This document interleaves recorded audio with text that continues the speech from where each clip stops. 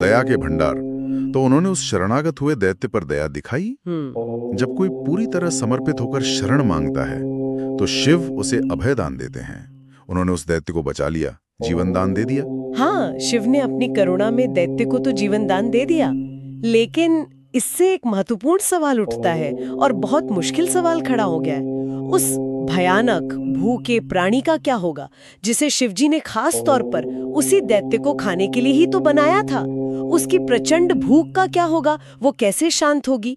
अब जब उसका तय किया हुआ भोजन यानी वो दैत्य अभयदान पा चुका है तो वो प्राणी किसे खाएगा? ये एक बड़ी अजीब सी स्थिति बन गई। ये तो सचमुच एक पहेली खड़ी हो गई। शिवजी ने ही उसे बनाया, उसी ने उसे दैत्य को खाने का आदेश दिया और अब उसी ने उसके भोजन को बचा लिया। तो अब उस प्राणी का क्या होगा? उसकी भूख का क्या? शिवजी ने इसका भी एक बहुत ही अनोखा, कह सकते हैं अप्रत्याशित समाधान निकाला।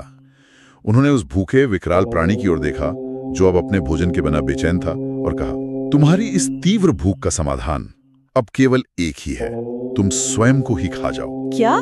स्वयं को ही खा जाओ? ये कैसा आदेश? अपने ही अस्तित्व को मिटा देने का आदेश?